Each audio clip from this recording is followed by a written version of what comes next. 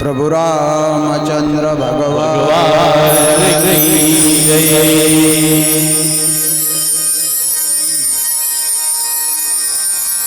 वक्रतुंड महाकाय सूर्यकोटि समप्रभ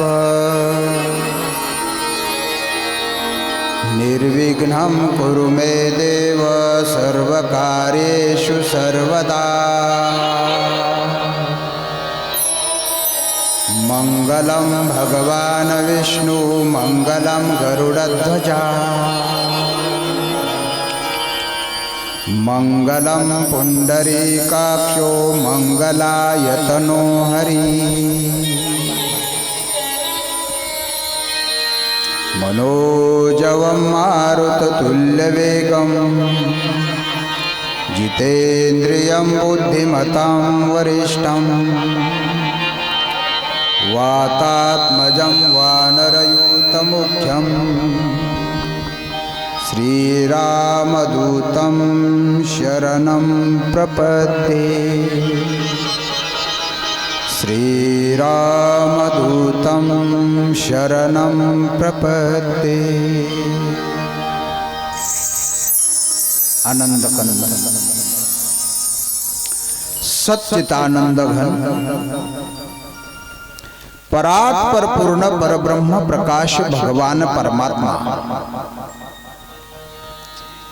आणि या भगवान परमात्म्याचे अवतार हनुमंतराय, बजरंग बली, मारुतीराय आणि या मारुतीरायांचा भंडारा शिंदेवाडी या गावामध्ये, हिंगणे अंतर्गत शिंदेवाडी गाव, आणि या गावामध्ये प्रतिवर्षी आपण हा भंडारा मोठ्या थाटामाटात पार पडत असतो। या वर्षी आपल्या गावकऱ्यांनी संकल्प केला, कधी कीर्तनाचा कार्यक्रम केला, कधी प्रवचनाचा कार्यक्रम केला, कधी जुगलबंदीचा कार्यक्रम केला, कधी भजनाचा कार्यक्रम केला, आणि या वर्षी हनुमान कथेचं आयोजन केलेलं आहे। कथा त्याचीच असते, माणसाच्या जीवनाची जी व्यथा हरण करते त्याची कथा असते। आज आपण मारुतीरायांची कथा गाणार आहोत, मारुतीरायांचे पवाडे गाणार आहोत, मारुतीरायांचं गुणगान गाणार आहोत। आपण बऱ्याच वेळेस बऱ्याच जणांचं गुणगान ऐकतो, वर्ष श्राद्ध दशक्रिया विधी याच्यातही आपल्याला माणसांचं गुणगान गावं लागतं। कदाचित काही माणसांचं गुणगान गाण्यासारखं नसतं तरी थोडंसं चेंज करून गावं लागतं। आलं ना लक्षात? हां, असं लई लवकर लक्षात येत आहे, हा गावं लागतं हा। परंतु मारुतीरायांचं जे गुणगान आहे, प्रभू रामचंद्रांचं जे गुणगान आहे, भगवान श्रीकृष्णांचं जे गुणगान आहे, हे खरोखर गाण्यासारखंच आहेत महाराज। कृष्ण चरित्र तर ओरिजिनल गायचं आहे, रामचरित्र गायचंही आहे आणि आचरणात आणायचंही आहे। आज मारुतीरायांचं चरित्र आहे। या जगामध्ये भगवान अवतार घेतात केव्हा? ज्या ज्या वेळेस धर्माची हानी होईल त्या वेळेस अवतार घेतात. रामाने अवतार घेतलेला आहे रावणाचा आणि राक्षसांचा नायनाट करण्यासाठी. कृष्णाने अवतार घेतलेला आहे कंसाचा वध करण्यासाठी, दुष्ट शक्तींचा नाश करण्यासाठी. हनुमंतरायाने अवतार घेतलेला आहे. कशासाठी घेतलेला आहे? हनुमंतरायाने जो अवतार घेतलेला आहे काही नाश करण्यासाठी घेतलेला आहे आणि काही वाढवण्यासाठी घेतलेला आहे. लक्ष द्या. अवतारामध्ये बघा, राम अवतारामध्ये युद्ध आहे, कृष्ण अवतारामध्ये युद्ध आहे, हे सगळे युद्ध आहेत. परंतु दत्त अवतार एक असा अवतार आहे, या दत्त अवतारामध्ये युद्ध नाही, युद्ध नाही, मारामाऱ्या नाही. दत्त अवतार जो आहे तो ज्ञान देण्यासाठी अवतार झालेला आहे. परंतु हनुमंतांचा जो अवतार आहे, हनुमंतांचा अवतार मारण्यासाठीही आहे आणि देण्यासाठी सुद्धा आहे. हनुमंतरायाने रामायणाच्या युद्धामध्ये कितीतरी राक्षस मारले आणि हनुमंतरायाने जगाला भक्ती दिल्या, नवे नवे भक्तीच्या वाटा दिल्या. तुकोबारायांनी सुद्धा भक्तीच्या वाटा विचारल्या. कोणाला विचारल्या? हनुमंतरायांना विचारल्या. काय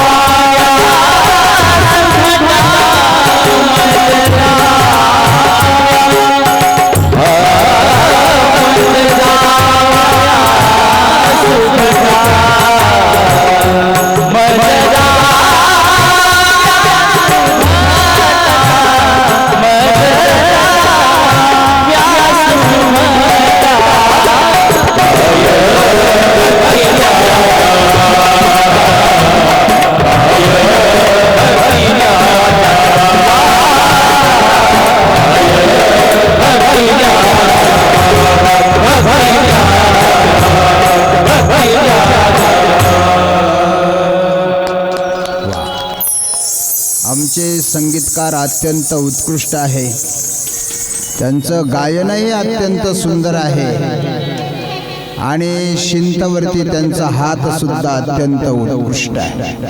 त्यांच्यासाठी एकदा जोरदार टाळ्या. माऊली महाराज पवार, शिंतवर जे आहे माऊली महाराज पवार बीडवरून आलेले आहेत. आता ही जी टीम आहे ना, ही आमच्या कथेची टीम आहे. ही मध्य प्रदेश उत्तर प्रदेशापर्यंत आता मुक्ताईची कथा अयोध्येला होती, तर ही सगळी टीम अयोध्येला होती. ही फार मोठी कथा करणारी आहे. परंतु आपल्या शिंदे वस्तीच्या विनंतीला त्यांनी मान दिला. एका दिवसाच्या कार्यक्रमाला सहसा त्यांचं येणं होत नाही, परंतु आपले कायमचे संबंध आहे. मुक्ताई महाराजांची कथा असते, माऊली महाराजांची असते, शिवानी महाराजांची असते, कृष्णा महाराजांची कथा असते, महाराष्ट्र आणि महाराष्ट्राच्या बाहेर असते. हा तर एक ऋणानुबंधाचं हे नातं आहे आणि त्या नात्यानुसार आमचे हे सर्व संगीतकार मंडळी या ठिकाणी आलेले. त्याचप्रमाणे आमचे तबल्यावर असणारे अतुल महाराज शिंदे, ज्यांचा हात अत्यंत गोड आहे, कोपरगावचे आहे, आमच्या शिवानी महाराजांच्या माहेरचे आहेत. असं आहे. आणि जसा त्यांच्या तबल्यावरती हात गोड आहे तसा स्वभावही तेवढाच गोड आहे. त्यांच्यासाठी परत एकदा जोरदार टाळ्या. त्याचप्रमाणे आमचे वैभव महाराज जे पॅडवर आहेत ना, हे आत्ताच आमचा दुपारी विषय झाला. आज इथं असतात तर उद्या महाराष्ट्राच्या त्या कोपऱ्याला असतात. परवा दिवशी जर फोन केला तर कन्याकुमारीला असतात.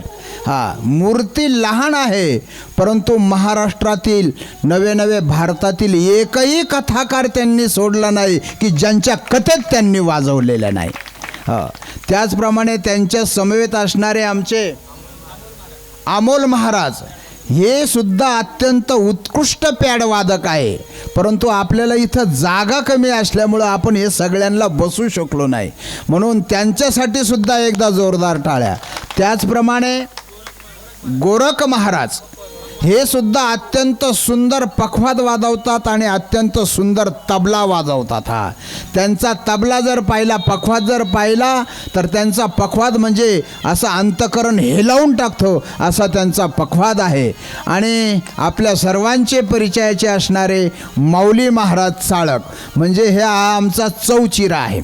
चौचिरा म्हणजे कुठल्या क्षेत्रामध्ये कमी नाही. गायन क्षेत्रामध्ये म्हणला अग्रेसर, पेटी वाजवायला अग्रेसर, शिंत वाजवायला अग्रेसर, कीर्तन करायला अग्रेसर, जुगलबंदी करायला अग्रेसर, कॅमेरा चालवा, सगळ्या बाबतीत इथं ऑल इन वन असं हे संगीतकार मंडळी आहे. आणि सुंदर अशी साथ केली, सुंदर असं प्रमाण दिलेलं आहे. काय भक्तीच्या त्या वाटा. आणि माझा आवाज तुमच्यापर्यंत पोहोचवणारी साऊंड सिस्टीम, एकदा साऊंड सिस्टीमसाठी जोरदार टाळ्या वाजवा. खरं सांगू, वास्तविक त्या बिचाऱ्याला आज उभं सुद्धा राहता येत नाही, त्याच्या पायाला जखम झालेली आहे. पण ते लेकरू इतकं गुणाचं आहे, इतकं चांगलं आहे की हे सगळं करत असताना सुद्धा त्याने इथं काहीच कमी पडू दिलं नाही. भगवंत त्याला खूप चांगलं आयुष्य देवो, त्याच्यासाठी एकदा जोरदार टाळ्या. प्रभु रामचंद्र भगवान, काय भक्तीच्या त्या वाटा, मज दावाव्या सुबटा. पाण्याशिवाय माणसाची तान भागूच शकत नाही, प्रकाशाशिवाय अंधार नष्ट होऊच शकत नाही, ज्ञानाशिवाय अज्ञान जाऊच शकत नाही, आईशिवाय बाळाला जन्म कोणी देऊच शकत नाही, त्याप्रमाणे मारुतीरायाशिवाय भक्तीच्या वाटा कोणी दाखवूच शकत नाही. असे हे मारुतीराय आहे. आणि त्या मारुतीरायाची कथा आज आपण या ठिकाणी करतो. आणि विशेष म्हणजे आजच्या कथेमध्ये प्रत्यक्ष मारुतीराय इथं हजर आहे. मला आपल्या कृष्णा महाराजांनी यांनी सांगितलंय की म्हणले मारुतीराय आज प्रत्यक्ष या ठिकाणी आपल्या वाडीमध्ये हजर आहे. आणि खरं सांगू, प्रत्येक देवाचा अवतार कार्य संपलं, परंतु मारुतीरायांचं अवतार कार्य अजून संपलेलं नाही आणि कधी ते संपणारही नाही. त्या झाडावर आहे ना बसलेले, झाडावर बसलेले आहे, प्रत्यक्ष या ठिकाणी आलेले आहे. पिंपळाच्या झाडावर बसलेले आहेत. एकदा त्यांच्या नावाने गजर करा, बजरंग बली की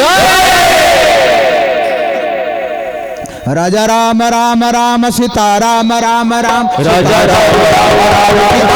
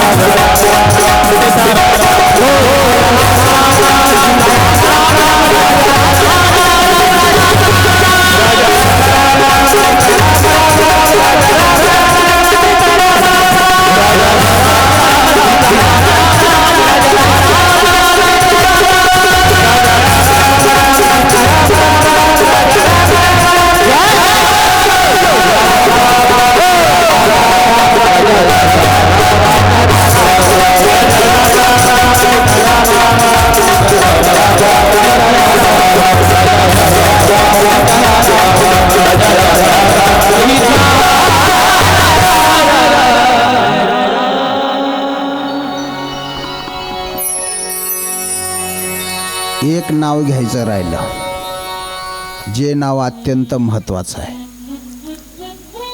फार कमी काळामध्ये अख्खा महाराष्ट्र गाजवला आमचे शुक महाराज चाळक. 2.5 वर्षाचा असताना अख्खा महाराष्ट्र गाजवला. कीर्तनामध्ये पकवात. आता बघा ते खाली बसत नाही, याचं कारण आहे ती उभं राहून तबला पाहत आहे. हां, ते आई सांगते, शिवानी महाराज सांगते बसा खाली, आबा सांगतात बस, पण ते बसणारच नाही, ते फक्त तबलाच पाहणार आहे. आणि हे उपजताच ज्ञान आहे.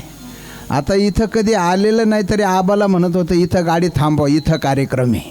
क्या बात आहे महाराज, हे पूर्वजन्मीचं सगळं आहे. त्यांच्यासाठी एकदा जोरदार टाळ्या. बजरंगबली हनुमान चिरंजीव अवतार आहे, ज्ञान देणारा अवतार आहे, भक्ती देणारा अवतार आहे.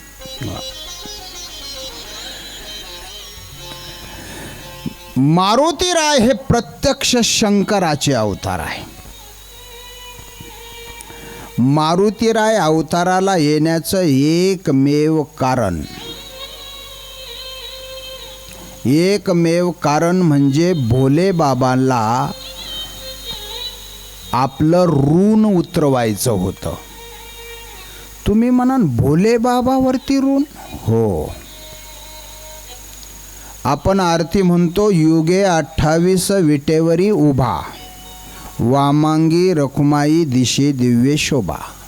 पंढरपूरला पांडुरंग परमात्मा उभा आहे. पांडुरंग परमात्म्याच्या डोक्यावर काय आहे? महादेवाची पिंड. भगवान विष्णूने युगे 28 झालेले आहे. भोले बाबाला, महादेवाला मस्तकावरती धारण केलं आणि मस्तकावरती धारण केलेलं आहे. भोले बाबाला वाटलं आता या भगवंताच्या ऋणातून थोडंसं उतराई व्हावं. मग असं तर उतराई होता येत नाही. कारण का? प्रभू रामचंद्र नामस्मरण करतात ते भोले बाबाचं, भोले बाबा नामस्मरण करतात ते प्रभू रामचंद्राचं. एकाचे हृदयी गोडे साखरेच्या ठाई. प्रभू रामचंद्र भोले बाबाला आराध्य दैवत मानतात. मग आराध्य दैवत मानतात, मग आता आराध्य दैवतानी सेवा कशी करायची? मग भोले बाबाने ठरवलं शिव रूपाने सेवा करायची नाही, शंकर रूपाने सेवा करायची नाही, तर अंश रूपाने, पूर्ण अंश रूपाने अवतार घ्यायचा आणि मग सेवा करायची.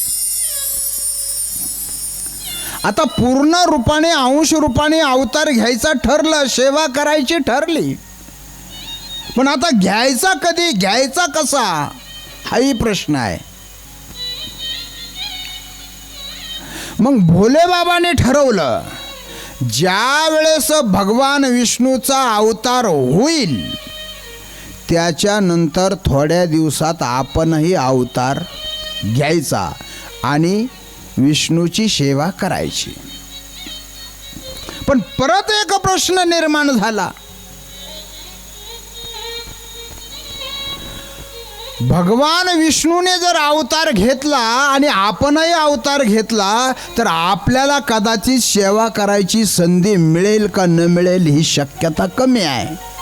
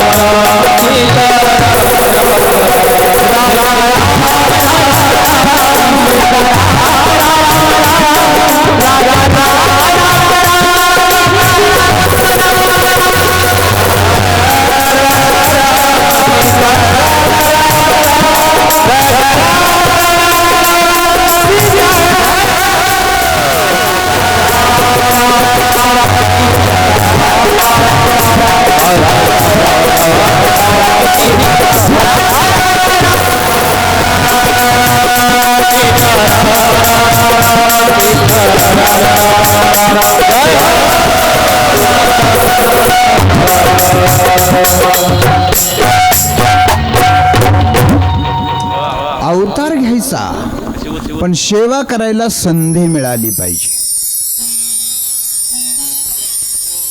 नाळ पण जुडली पाहिजे. मग ते नाळ जुडण्याचं काम भोले बाबाने वरूनच केलं. मग महाराज दशरथ सूर्यवंश घराण्यातील राजा,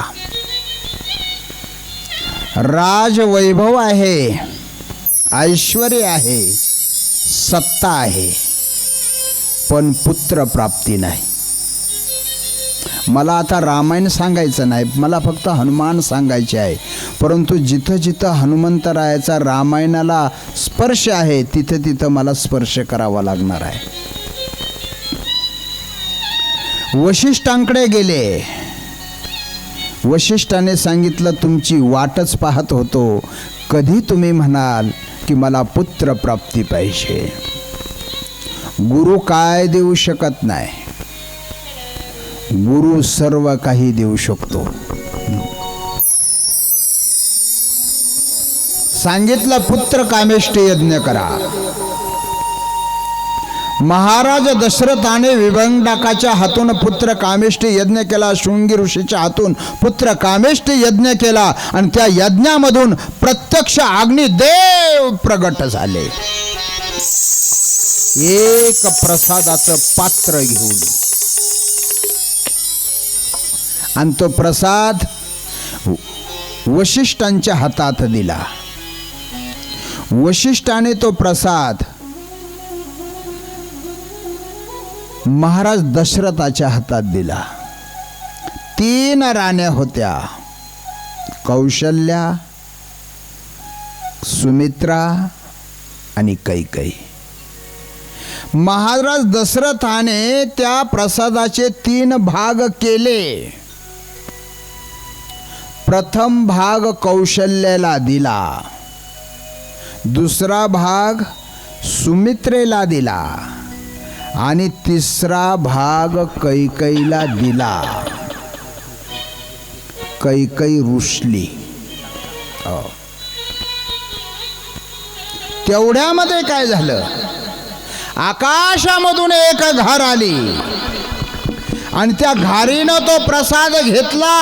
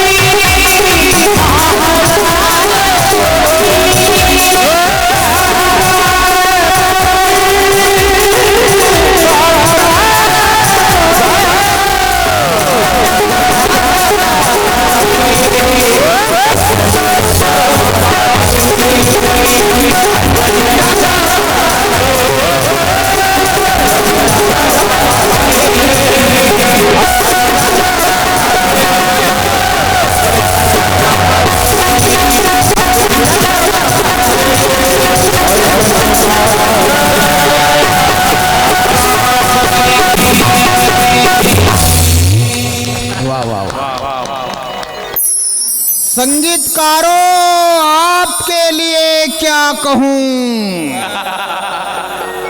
हे संगीतकारों आपके लिए क्या कहूं। I love you, I love you.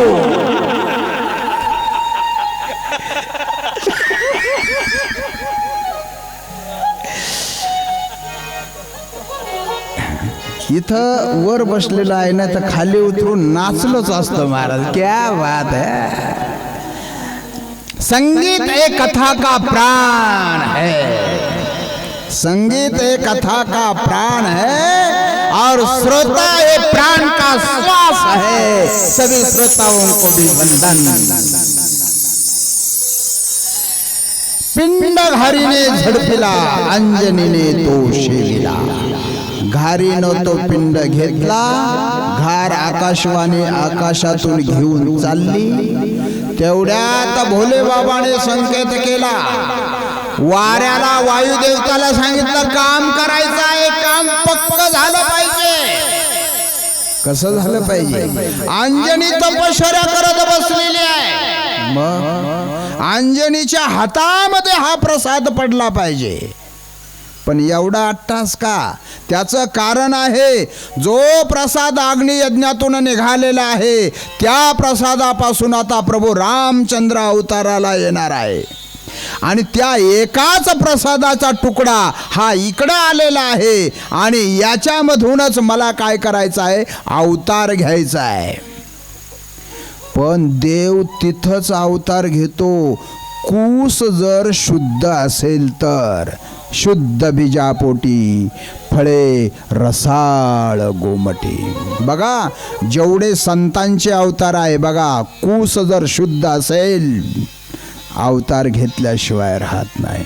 हा बीज शुद्ध असेल तिथंच अवतार घेणारा. वायुदेवतेने सांगितलं आता हा प्रसाद, हे बघ म्हणले लक्षात ठेवा वायुदेवता, प्रसाद थोडा सुद्धा इकडं तिकडं पडता कामा नये, ओंजळीतच पडला पाहिजे. आता ही वायुदेवतेची काय आहे, परीक्षा आहे महाराज, परीक्षा. पिंड सर्वसामान्य नव्हता, पिंड अग्निनारायणाने दिलेला होता. आणि आता वायुदेवतेला तो पिंड अंजनी मातेच्या ओंजळीत टाकायचा आहे. कोण अंजनी माता? केसरी नंदन यांची पत्नी तपश्चर्या करत होती. बिना खाण्यापिण्याचं राहून तपश्चर्या करत होती महाराज. आणि वायुदेवतेने सांगितलं प्रभू चिंता करू नका. आणि मग वायुदेवतेनं काय केलं, त्या घारीच्या पायातून पिंड सोडवला.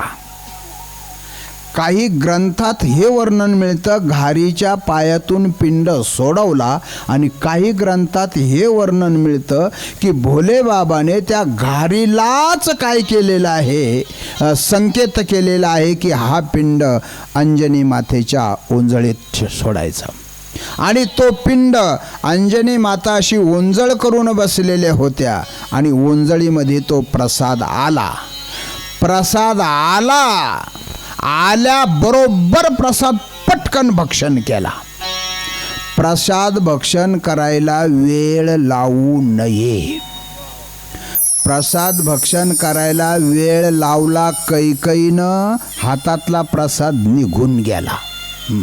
आणि प्रसाद घेण्यामध्ये कधी चतुराई पण करायची नाही, चाप्टरपणा करायचा नाही.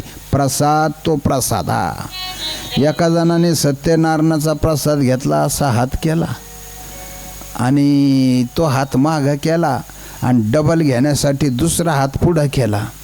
तेवढ्यात पुजाऱ्याच्या डब्यातला प्रसाद संपला. आणि याला वाटला तर मागच्या हातात तर आहे ना, तो मागचा हात पुढं घेऊन पाहतो तर तेवढ्यात मागं कुत्र्याने खाऊन घेतला.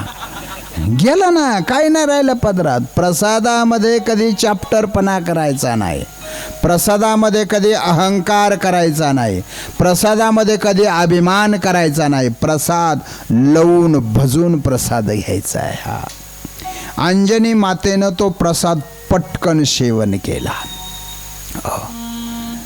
आणि अंजनी मातेच्या उदरामध्ये आता प्रत्यक्ष भोलेबाबाचा अंश आलेला आहे.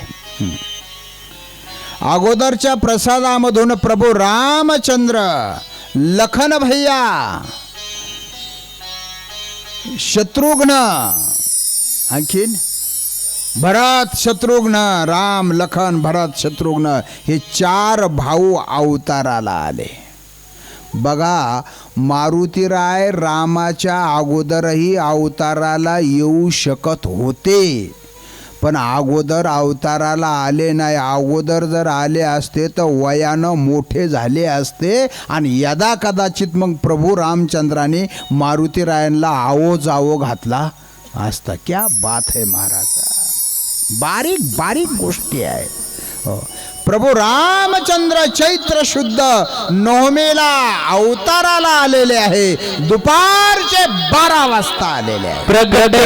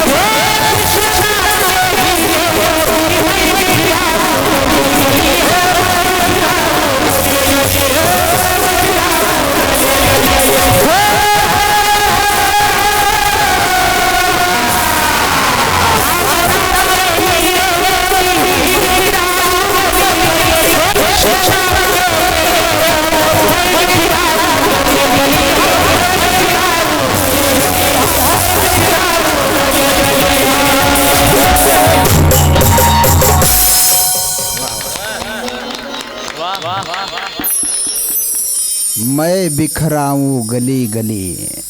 क्या बात है. 4 मुलं जन्माला आलेले आहे.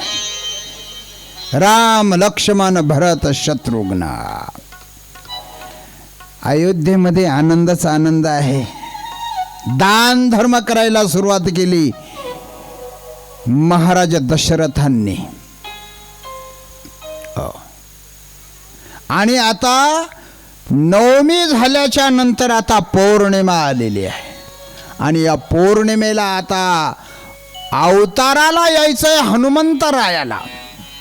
बघा बर का, नवमी झाल्याच्या नंतर म्हणजे राम अवताराला आल्याच्या नंतर लहान म्हणून अवताराला यायचंय म्हणून लेट आलेले आहे. पण दमच निघाना. प्रभू रामचंद्र दुपारा 12 वाजता अवताराला आले. हे बाबा सकाळी दिवस उगायच्या टायमालाच अवताराला आले. दमच निघला नाही. सूर्योदय समयासी चैत्र शुद्ध पौर्णिमेसी. सूर्योदय चैत्र शुद्ध पौर्णिमा आहे, सूर्योदयाची वेळ आहे. आणि आमचे मारुती राय अवताराला आलेले आहे. बजरंग बली हनुमान की हनुमान अवताराला आले.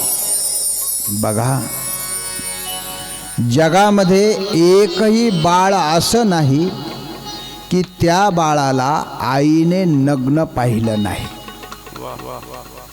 जगामध्ये एकही बाळ असं नाही की त्या बाळाला आईने नग्न पाहिलं नाही. पण जगामध्ये हे एकच बाळ असं आहे की ज्याला आईने सुद्धा नग्न पाहिलं नाही. आणि ते आहे आमचे हनुमंतराय. याला म्हणायचं नैष्टिक ब्रह्मचार्य.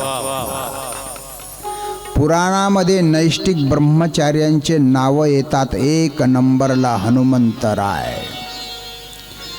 2 नंबरला पितामह भीष्माचार्य. क्या बात है यार, आले अवताराला. आता भीष्माचार्याकडे जायला नको, आपल्याला मारुती राय सांगायचे, हनुमान कथा करायची. तसं वास्तविक पाहता एका दिवसामध्ये हनुमान सांगणं एवढं सोपं नाही. एवढं मोठं सगळं समजा 10च्या मोटरीचं पाणी आहे आणि उगं एवढ्या पाटामधून भरायचं जमन का? इकडं फुटणार तिकडं फुटणार. ते तसं हे फुटत आहे ना. निघले होते ना आता भीष्माचार्य. हां, आणि आता यांनी सांगितलेले होते 4 भाई आणि मोती बी खरले. आता ते दशरथ राजाचे मोती ते सगळे सांगायचे राहिले ना. क्या बात है मारा. दशरथ राजाचा दान धर्म सांगायचा राहिलेला आहे. हां, आणि दान धर्म तर फार महत्त्वाचा आहे. पण खरं सांगू, दान धर्म करावा उत्तर भारतातील लोकांनी. हां, आपल्या महाराष्ट्रामध्ये दान म्हणलं की मानच कापते. हा हो, काय झालं, तुकाराम महाराजांनी एक निष्काम भक्ती केली, निष्काम सेवा केली. पण आम्ही बाकी सगळे लोक तुकाराम महाराजांच्या आड लपतो. तुकाराम महाराजांनी निष्काम सेवा केली, निष्काम भक्ती केली. जेथे कीर्तन करावे तेथे अन्न न सेवावे. बरोबर ना. माळ घालू नये, गळा बुक्का लावू नये, भाळा, इथपर्यंत सांगितलं जातं. पण तुकाराम महाराजांचं हेही चरित्र बघा ना. तुकाराम महाराज त्या काळामध्ये एवढे श्रीमंत होते की त्यांनी 60 लाखाचं कर्ज समाजाला माफ केलं. जवळ होतं म्हणून केलं का नव्हतं म्हणून केलं? होतं म्हणून केलं. म्हणजे ऐश्वर्य आपल्या जवळ असावं लागतं तेव्हा ते होत असतं. असो, मारुती राय अवताराला आलेले आहे. आणि अवताराला आलेले आहे सोन्याची लंगोटी घेऊन अवताराला आलेले आहे. हा, पूर्ण अवतार म्हणून अवताराला आलेले आहे. आणि दिवस उगवला, सूर्य उगवलेला आहे. भूक लागली मारुती रायांना. आणि सूर्य हा एक फळ आहे आणि ते फळ आता मला खायचं म्हणून मारुती रायाने मारलं उड्डाण आणि जाऊन सूर्याला पकडलं. सूर्याला आता खायला सुरुवात केली. संपूर्ण जगामध्ये अंधार पडला. सगळे घाबरले. इंद्राने वज्र फेकून मारलं. इंद्राने वज्र फेकून मारलं तर मारुती रायाचं तोंड होट दाढी सुजली. आता स्वतःच्या लेकराला मारल्याच्या नंतर बाप गप्प बसेल का? वायू देवतेने काय केलं? संपूर्ण जगाची श्वास खेचून घेतले, बंद केले. इंद्रचंद्रादी सगळेच्या सगळे देव घाबरले. म्हणले हवा कोणी बंद केली? हवा कोणी बंद केली? हवा म्हणले हवेनेच हवा बंद केली. हवेनेच हवा बंद केली. मग सगळे 33 कोटी देव मिळून त्या इंद्राकडे आले. म्हणले जोपर्यंत माझा मुलगा उठून बसत नाही तोपर्यंत जगाचे श्वास बंद. अहो म्हणले सगळं जग मरण, मला जगाचं घेणं नाही, मला माझा मुलगा पाहिजे. किती प्रेम असतं महाराज बापाचं मुलावर आणि आईचं मुलावर.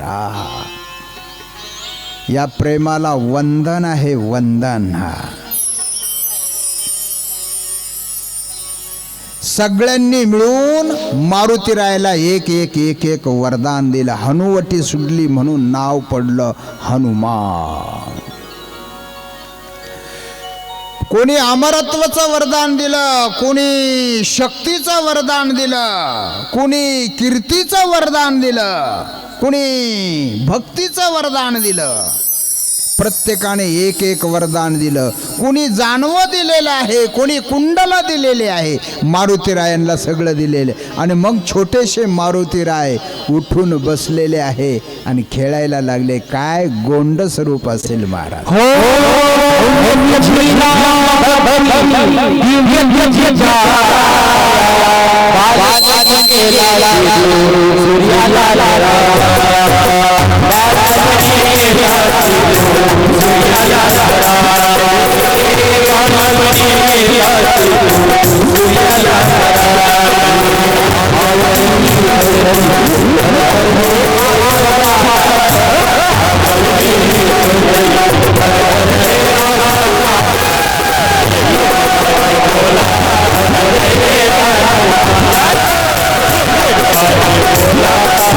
Yeah.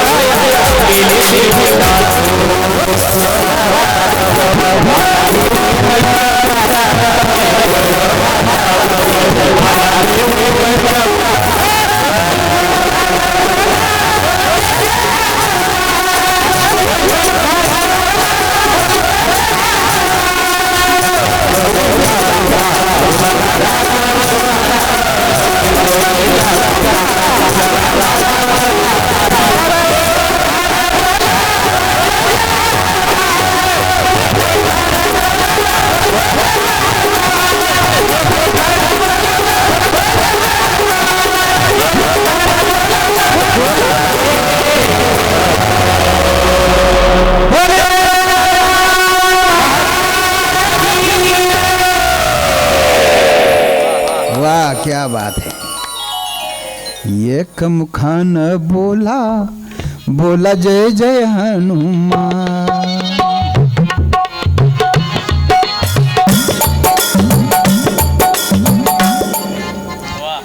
मारुती राय गोंडा स्वरूप आहे, एकदम सुंदर आहे. बालपणे गेलाशी सूर्याला, भव्य तुझी दिव्य तुझी राम भक्ती, भव्य तुझी काया. दिव्य राम भक्ती अत्यंत दिव्य आहे आणि काया सुद्धा भव्य आहे. पण भव्य केव्हा आहे माहिती आहे का? ज्या वेळेस कार्य असेल तेव्हा भव्य आहे, नसेल तर मग बाकी सर्वसामान्य आहे. हो, आता केव्हा केव्हा भव्य आहे हे आपण थोडंसं पुढे गेल्यानंतर पाहू सांगू. सगळ्यांनी वर दिलं, मारुती रायाला घेऊन आले. आता आल्याच्या नंतर इकडं तळमळ चालली होती. कोणाची? आईची. अहो, ज्या बाळाला जन्म दिला त्या बाळाचं तिला नीट तोंडही पाहता आलं नाही, हे आल्या आल्या उडी मारली याने. मग शक्ती केवढी असेल, ताकद किती असेल. एका छलांगामध्ये सूर्याला जाऊन धरलं, सूर्याला अर्धा गिळला. इंद्राने वज्र मारलं तेव्हा तो सूर्य सोडला. केवढी ताकद असेल. घेऊन आले, अंजनी मातेच्या मांडीवरती दिला. आता तुम्ही विचार करा बरं का, ज्या बाळाची ताकद जर एवढी असेल तर त्या आईची कुश किती पॉवरफुल असेल. करा विचार. पुढचा एक प्रसंग थोडासा इथंच सांगून देतो. रावणाबरोबर युद्ध झाल्याच्या नंतर ज्या वेळेस सगळे माघारी आले तर सीता मातेनं अंजनीला मारुती रायाचं पराक्रमाचं वर्णन करून सांगितलं. एवढं वर्णन करून सांगितलं, पण अंजनीचं असं चेहरा खालीच, वर सुद्धा डोळे करून पाहिलं नाही. सीतामाता म्हणले, आई साहेब, मी मारुतीचं एवढं वर्णन करून सांगितलं, तुम्हाला त्याचं कौतुकच नाही वाटत? म्हणले, त्याचं काय कौतुक वाटायचंय? म्हणले, कसं काय? अगं म्हणले, पहिली गोष्ट, या हनुम्यानं रामाला लंकेपर्यंत न्यायला नको होतं. एकट्या हनुम्यानं सगळ्या राक्षसासहित सगळे रावण बिवण सगळे चांदा मेंदा करून फेकायला पाहिजे होते. आई साहेब, तुम्ही असं कसं बोलता? असं कसं बोलता म्हणजे माझं दूध पिलेला आहे तो. माझ्या दुधाची काय ताकद आहे माहिती आहे तुला?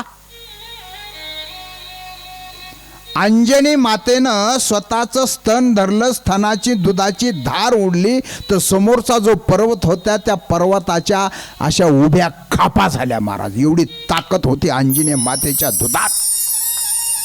हा दूध तो पेलेला आहे आणि त्याने रामाला एवढा त्रास दिला. क्या बात है महाराज. करा विचार, आईच्या दुधाची काय ताकद आहे त्या. एक सांगू वाक्य आणखीन. माणूस लहानचा मोठा होतो, म्हातारा होतो, मरतो. मेल्यानंतर आपण त्याला जाळतो. जाळल्यानंतर सगळं जळतं. पण आईच्या दुधापासून जी अस्थी बनलेली आहे ना, हाडं, आईच्या पांढऱ्या दुधापासून जे पांढऱ्या हाडं बनलेले आहेत ना, अग्नीचा बाप सुद्धा त्या हाडांना जाळू शकत नाही. ही आईच्या दुधाची ताकद आहे महाराज. आणि ते माझं दूध तो पेलेला आहे. मग करा विचार, मारुतीराय एवढे पॉवरफुल, मारुतीरायाची आई किती पॉवरफुल असेल आणि बाप किती शक्तिवान असेल. एका मिनिटामध्ये संपूर्ण ब्रह्मांडाला आकळून टाकलं. ही मारुतीरायाच्या बापाची वायूची ताकद आहे. आपले बरेच माणसं कधी कधी म्हणतात देव दिसत नाही. देव आहे तर दाखवा.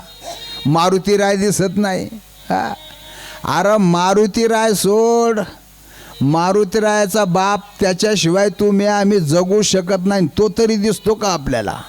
हवा दिसते का आपल्याला? मग हवा नाही का आहे तर मग दाखवा.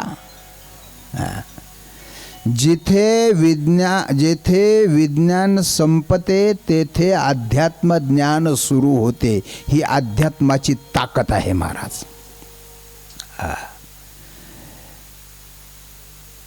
एवढे पॉवरफुल मारुतीराय. आता मारुतीराय जिथं ऋषी मुनीच्या आश्रमात खेळायला जायचे, खेळकरपणा असायचा. कोणाचे पर्णकुट्याच उचलून इकडं ठेवायचे, कोणाचे आश्रमच उचलून इकडं ठेवायचे. कोणी समाधीत बसलं तर त्याला उचलायचं, इथून उचलायचं आणि ऋषीमुख पर्वतावर ठेवून द्यायचे. ऋषी मुनींनी मग काय केलं? शाप दिला. म्हणले तुझी ही शक्ती गुप्त राहील. ज्या वेळेस तुला तुझ्या शक्तीची आठवण करून दिल्या जाईल त्यावेळेस तुझी शक्ती प्रगट होईल. मग तिथून पुढं मारुतीरायाची शक्ती गुप्त झाली. नंतर मारुतीराय सुग्रीव, वाली आणि सुग्रीव यांच्या किष्किंधा कांडामध्ये गेले. किष्किंधा नगरीत सुग्रीवाची मैत्री केली. त्या दरम्यान इकडे प्रभू रामचंद्र वनवासाला आलेले होते आणि सीता मातेचं हरण झालेलं होतं आणि आता सीतेचा शोध करायचा होता. आणि मग तो शोध करण्याचं काम आता कोणावर द्यायचं आहे हे प्रभू रामचंद्राने अंतर्यामी जाणलं की या कामाचं जे श्रेय आहे ते मारुतीरायाला गेलं पाहिजे. पण आजूक मारुतीरायाची आणि रामाची भेट झालेली नाही. मग प्रभू रामचंद्र दंडकारण्यामध्ये आलेले आहे आणि दंडकारण्यामध्ये आलेले आहे. सीतेचा शोध करत आहे. शोध करता करता करता किष्किंधा नगरीच्या जवळ गेलेले आहे आणि वर पर्वतावरती मारुतीराय आणि सुग्रीव बसलेले आहे. सुग्रीवाने सांगितलं कोणीतरी आहे, कदाचित वालीनं पाठवलं असेल. वाली आणि सुग्रीव दोन्ही सख्खे भाऊ, पण दोघांचं पक्क वैर. सख्खे भाऊ पक्के वैरी झालेले. आता तोही इतिहास मला जास्त सांगता येणार नाही. मग सुग्रीवाने सांगितलं जा. मग मारुतीरायाने ब्राह्मणाचं रूप घेतलं आणि ब्राह्मणाचं रूप घेऊन आले आणि आल्या आल्या ब्राह्मणाने प्रभू रामचंद्राला वंदन केलं. इथंच मारुतीरायाचं गणित चुकलं. पाऊस यायला लागला का काय? येऊ दे, जाऊ दे, आलं तर आपण शेतकरीचे आहे का नाही? प्रभू रामचंद्र भगवान. मारुतीरायाने ब्राह्मणाचं रूप घेतलं आणि प्रभू रामचंद्राने लक्ष्मणाच्या जवळ आले. मारुतीरायाने वंदन केलं आणि म्हटले आपण कोण आहात? म्हटले आम्ही अयोध्यावासी आहोत, आम्ही वनवासी आहोत. आणि मग मारुतीरायाला पटलं की नाही, हे सुग्रीवाचे वैरी नाही. मग यांनी सगळा आपला इतिहास सांगितला. मग मारुतीरायाने ठरवलं की म्हणले तुमची आणि सुग्रीवाची मैत्री करून देतो. आणि चर्चा चालता चालता तेवढ्यामध्ये प्रभू रामचंद्र मारुतीरायाला म्हणले, वा मारुती वा, तू तर मला लक्ष्मणापेक्षा सुद्धा डब्बल आहे, दुगुणा आहे. लक्ष्मणाने विचार केलाय, हे आत्ता आलंय, मी 14 वर्ष झाले यांच्याबरोबर वनवासात फिरतोय, पायात चपला नाही, आजूक झोपलो नाही, कंदमुळे फळे यांना खाऊ घालतो, मी आजूक खाल्लं नाही आणि हे माझ्यापेक्षा दुगुणा, माझ्यापेक्षा 2 पटीनं श्रेष्ठ. हे कसं काय? लक्ष्मणाला मनातल्या मनात थोडंसं वाईट वाटलं आणि वाटणारच ना, कोणाला वाईट वाटणार. आता समजा यांनी सुंदर जर तबला वाजवला आणि मी जर यांचं गुणगानच नाही केलं तर वाईट वाटेल का नाही? आता मी सुंदर कथा केली आणि तुम्ही जर माझ्या कथेला टाळ्या नाही वाजवल्या तर मला वाईट वाटेलच का नाही? म्हणजे बघा आता वाजवले बरं का टाळ्या. वाईट वाटलं थोडंसं लक्ष्मणाला. म्हणले चला त्या डोंगरावरती आहे, म्हणले पण आता जायचं कसं? म्हणले काळजी करू नका. म्हणले एका हातावरती तुम्ही बसा आणि एका हातावरती तुम्ही बसा. मारुतीरायाने एका खांद्यावरती रामाला घेतलं, एका खांद्यावरती लक्ष्मणाला घेतलं. आता चांगला विचार करा बरं का. राम आणि लक्ष्मण 14 वर्ष वनवासात फिरले, परंतु लक्ष्मणाने कधी रामाला खांद्यावर उचलून घेतलं नाही. बिना चपलाचं पायी चालू दिलं. पण हनुमंत आल्याबरोबर रामाचं पायी चालवायचं थांबवलं. मग लक्ष्मणाच्या डोक्यात आलं, खरंच माझ्यापेक्षा हा दुगुणा आहे. आता माझ्यापेक्षा दुगुणा असण्याचं आणखी एक कारण, जो यज्ञ नारायणामधून प्रसाद आला होता, कैकईच्या हातातला अख्खा पिंड घारीनं उचलला. कैकईला प्रसाद राहिला नव्हता. मग सुमित्रेनं अर्धा आणि कौशल्याने अर्धा भाग, हे भाग अर्धा भाग केला. म्हणून लक्ष्मण आहे अर्ध्या भागाचा, भरत आहे अर्ध्या भागाचा, शत्रुघ्न आहे अर्ध्या भागाचा. बरोबर ना? हे लक्ष्मण हे सगळे अर्ध्या भागाचे आहे, परंतु मारुतीराय पूर्ण एका भागाचे आहे. म्हणून लक्ष्मणापेक्षा दुगुण आहे, 2 पटीनं. आणि मग पटलं की नाही आहे. आणि मग तिथून हे गेले, ऋषिमुख पर्वतावरती गेले. गेल्याच्या नंतर एका वानराने अलंकार घेतले आणि प्रभू रामचंद्राच्या समोर आला. प्रभू, एक राक्षस जा रहा था, विमान में जा रहा था. एक माताजी रो रही थी, उन्होंने अपने गहने नीचे फेंक दिए हैं. पहचानो, ये सीता माता का ही गहने है. रामाने ते अलंकार ओळखले. लक्ष्मणाला बोलावं, लखन इधर आ जाओ. बोले तुम्हारे भाभी के गहने हैं. लक्ष्मणाने पाहिला आणि सांगितलं, हाँ ये बाकी गहने मैं पहचानता नहीं हूँ, लेकिन पैर में जो नूपुर होते हैं वो नूपुर मैं पहचानता हूँ, ये मेरे भाभी के ही है. बघा, रामायणातील भाऊजाईला मिळालेली ही वागणूक आहे. 14 वर्ष जिच्या सानिध्यात राहिला, अंगावरील अलंकारावर नजर गेली नाही, ही वागणूक आहे रामायणातील भाऊजाईला. चलो महाभारतातील भाऊजाईला वागणूक आहे. भाऊजाई आहे द्रौपदी, दीर आहे दुर्योधन दुःशासन. रामायणामध्ये भाऊजाई आहे सीता, दीर आहे भरत लक्ष्मण शत्रुघ्न. दुर्योधनाने सांगितलं, जाओ दुःशासन, बाल पकड़कर खींचकर लाओ इस बार सभा में वो द्रौपदी को. दुःशासन गेला, केसाला धरून ओढत ओढत भर सभेत आणलं. दुर्योधन गरजला, दुःशासन देखते क्या हो, खींचो इसकी सारी, करो इसे विवस्त्र, एक बार विवस्त्र देखने की मेरी तमन्ना पूरी कर दो. दुःशासनानेही वस्त्राला हात घातलेला आहे, वस्त्र करण्याचा प्रयत्न केलेला आहे. ही वागणूक आहे महाभारतातील भाऊजाई आणि ही वागणूक आहे रामायणातील भाऊजाईला. सीतेचे अलंकार आहे. सुग्रीवाने 4 टोळ्या केल्या. पूर्व दिशा, पश्चिम दिशा, उत्तर दिशा आणि दक्षिण दिशा, 4 दिशेला 4 टोळ्या दिल्या. दक्षिण दिशेचं नेतृत्व मारुतीरायांकडे दिलं. सीतेचा शोध करण्यासाठी निघाले. थोडेसे पुढे गेले, मारुतीराय परत आले. प्रभू, सीता मातेचा शोध मी करेन, परंतु एक अडचण आहे. म्हटले, काय अडचण आहे? तुम्हीच मला पाठवलं याचा विश्वास मातेला कसा बसेल? विश्वास बसला पाहिजे ना.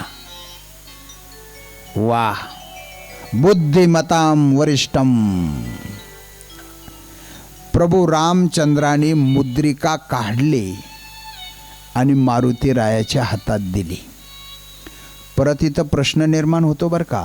राम वनवासाला आलेला आहे, अंगावरील सर्व अलंकार काढून ठेवलेले आहे, वनवासाचे कपडे घातलेले आहे, मग इथं रामाकडं मुद्रिका आली कुठून?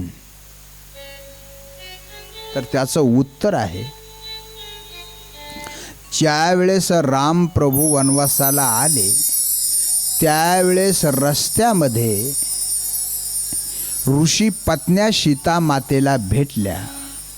ऋषी पत्न्याने सीता मातेचा शृंगार केला आणि सीता मातेच्या हातात अंगठी होती.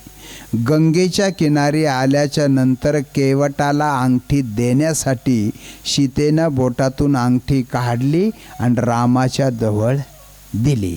पण केवटाने ती अंगठी काही घेतली नाही आणि तीच अंगठी रामाच्या जवळ होती आणि तीच अंगठी रामाने मारुतीरायांना दिली. क्या बात है.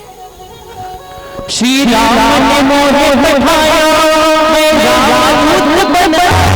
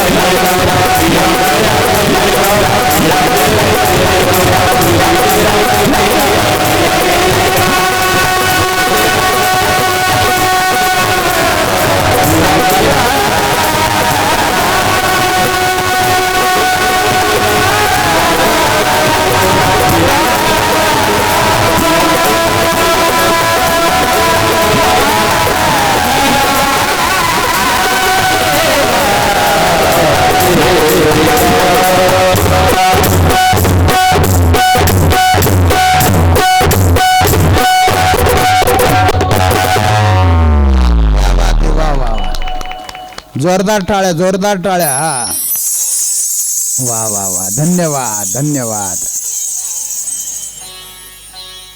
मुद्रिका घेतलेली आहे, निघाले, समुद्रापर्यंत गेले. आता समुद्र 100 योजने लांब आहे. एक वानर म्हणतो मी 50 योजने उडी मारू शकतो, एक म्हणतो मी 75 योजने उडी मारू शकतो, एक म्हणतो मी 100 योजने उडी मारू शकतो, पण तिथं गेल्यानंतर माझी शक्ती पूर्ण संपणार, मग मी तिथं जाऊन काय करणार. हे सगळे बोलत होते. मारुतीराय एका बाजूला बसलेले होते. यांच्यामध्ये जामवंत होता. या जामवंताचं वैशिष्ट्य आहे बघा. जामवंत सत्ययुगामध्ये आहे, जामवंत त्रेतायुगाईमध्ये आहे आणि जामवंत द्वापार युगाईमध्ये आहे. शोकांतिका एवढी आहे, आज कलियुगामध्ये जामवंत नाही, म्हणून तर घरं फुटले. लय अवघड. हे जामवंत नाही म्हणूनच ना. नाही काय होतं, बास कोणीतरी येऊन हिच्या कानात सांगितलं का बास हिना लगेच म्हणायचं सांगते तुम्हाला येगळे निघा. पार घराचं वाटोळं झालं महाराज. हो, कोण चाललं एवढं नुसतं म्हणलं का संपलं. जामवंतानं सांगितलं हे बघा, म्हणले खरा शक्तिवान आहे मारुतीराय. मारुतीराय तुमच्यामध्ये खूप शक्ती आहे. शक्तीची आठवण करून दिली. साधूनं शाप दिलेला होता, शक्ती जागृत झाली. मारुतीरायाने सांगितलं मी जातो बा म्हणले, सीतेचा शोध करून पण येतो म्हणले, पण एक काम करा, आता मी उड्डाण मारणार ना, तुम्ही ह्या पर्वताला असे घट्ट धरून उभे राहा. हे बाकीचे वानर म्हणले याने उडी मारायची ना, आम्ही या पर्वताला कशाला घट्ट धरून बसायचं म्हणले. म्हणले पण तुम्ही धरून बसा. अरे काय म्हणले, तू उडी मार ना, तू जा ना.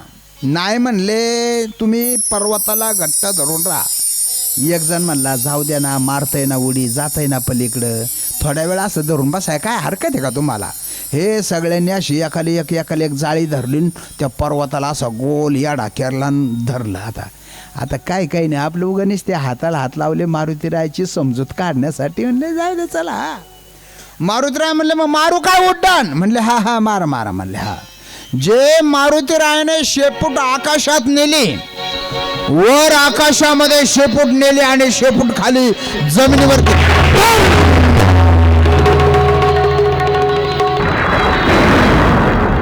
शेपूट खाली आदळली, सगळे वानर वर आकाशात उडाले. हा, वर उडाले, कितीतरी वर उडाले, खाली पडले.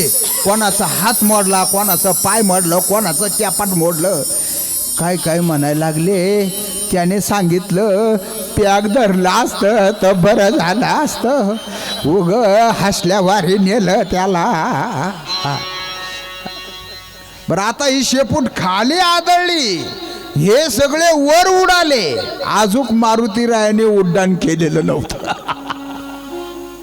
म्हणले याने नुसती शेपटी आदळली तर आपलं हे, तर मग याने जर उड्डाण मारलं तर आपलं काय. हा हा. मारुतीरायाने सांगितले परत एकदा धरा. म्हणले आता पॅक धरतो. म्हणले आता आहे का नाही. हा, मग जे एकमेकाला असे पॅक धरायला लागले. हा, आणि मग मारुतीरायाने उड्डाण मारलं. आता उड्डाण मारताना मारुतीरायाने अगोदर भव्य काया केली, मोठी काया केली. बघा बरं का, अगोदर सांगितलं होतं कधी मोठं रूप आहे तर कधी सूक्ष्म रूप आहे. रस्त्यानं चालले, राक्षसने आली संकट, सिंहका आली, सुरसा आली. हो, एका राक्षसीने मारुतीरायाला खायचं ठरवलं. तिनं तोंड वासवलं, मारुतीराय आणखीन मोठे झाले. तिनं डबल तोंड वासवलं, मारुतीराय 4 पट झाले. तिनं 8 पट तोंड वासवलं, मारुतीराय 16 पट झाले. हा, तिनं एवढं तोंड वासवलं, तिचा वरचा जाबडा आकाशाला भिडला आणि खालचा जाबडा पाताळाला भिडला. एवढं तोंड वासवलं. मारुतीरायने सूक्ष्म रूप धारण केलं, तिच्या तोंडात गेले, परत बाहेर आले. सांगितलं माते तुझ्या तोंडात जाऊन आलो म्हणजे तू मला खाल्लं, आता मला जाऊन येऊ दे. ठीक आहे. मग मारुतीराय निघाले. पलीकडे गेले, लंकेच्या दरवाजामध्ये गेले. तिथं एक राक्षसीन होती. आता सूक्ष्म रूप घेतलेलं होतं. ती राक्षसीन, ए वानरा, कुठं चाललास? मी लंकिनी आहे, लंकिनी. मी चोरांना खाऊन टाकते. मारुतीराय म्हणले, चोरांना खाते ना, मग लंकेत जो मोठा चोर बसला त्याला खा ना. त्याने माझी सीता माता चोरून आणलेली आहे. लंकेने म्हणले, तो माझा स्वामी आहे, स्वामी.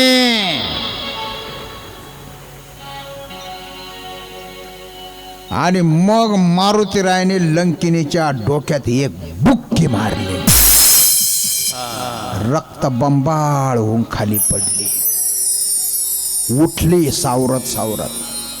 म्हणले, तुम्ही मारुतीराय आहेत का? तुम्ही हनुमान आहात का?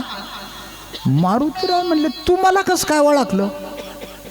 अहो म्हणले, रावणाचं भविष्य एकदा ब्रह्मदेव सांगत होते, तेव्हा त्यांनी सांगितलं की एक वानर येईन आणि लंकिनीला रक्तबंबाळ करील, तिथून पुढं रावणाचा नायनाट होईल. तुम्ही तेच आहात का? म्हणले, हा तेच आहात. म्हणले, मग तुम्ही आता जा. आणि मग मारुतीराय आतमध्ये गेले. सर्वप्रथम बिभीषणाची भेट घेतली. अख्ख्या लंकेमध्ये एकच घर होतं हरिभक्ताचं, रामाच्या भक्ताचं. सगळीकडे लिहिलेलं होतं, रावण महाराज कृपा, रावण महाराज कृपा, रावण महाराज कृपा, सगळीकडं. पण बिभीषणाच्या घरावर लिहिलेलं होतं, राम कृपा. कोणीतरी एकाने चाहडी पण केली. रावणाने बिभीषणाला बोलून घेतला.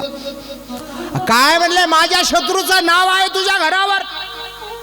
म्हणले, नाही. आहे? म्हणले, नाही. अरे म्हणले, यांनी अमक्याने फोटो काढून आणले. म्हणले, आता तवा फोटो होते का नव्हते ते काय माहिती नाही बरं का मला, पण आताच्या हिशोबानं सांगून टाकतो. हा, पुरावा आहे म्हणले. हा, म्हणले, तुझ्या घरावरती राम कृपा आहे. हा, राम कृपा आहे, पण तुमच्या शत्रूचं नाव नाही. म्हणले, कसं काय? राम कृपा आहे म्हणतो, शत्रूचं नाव नाही म्हणतो. हो, राम कृपा आहे पण शत्रूचं नाव नाही. म्हणले, कसं काय? हे बघा, पहिला जो रा आहे तो तुमच्या नावाचं पहिलं अक्षर राम, रावणचा रा. आणि जो म आहे ना, माझी भाभी मंदोदरी, म्हणून रावणाचा, म मंदोदरीचा. राम आहे पण कोणाचा आहे? तुमचं आणि तुमच्या पत्नीचं, म्हणजे माझ्या भाभीचं आहे. याला म्हणायचं चतुरातो शिरोमणी. क्या बात आहे. बिभीषणाबरोबर चर्चा झाली. बिभीषणाने विचारलं, काय राम माझ्यावर कृपा करतील? म्हणले, अजिबात नाही करणार. अजिबात नाही करणार. म्हणले, कसं काय? म्हणले, सीता माता एवढ्या दिवस तिथं अशोक वनामध्ये आहे, कधी जाऊन चौकशी केली तू? म्हणले, नाही केली. हा, म्हणले, मग मी चौकशी जर केली तर कृपा करतील? म्हणले, नाही करणार. म्हणले, का? कधी तू रावणाला सांगितलं समजून? म्हणले, नाही. सांगितल्यानंतर करतील? म्हणले, नाही करणार. मग तर अजिबातच नाही करणार. म्हणले, मग कृपा करणार नाही, प्रत्यक्ष राम येऊनच तुला भेटतील. क्या बात आहे.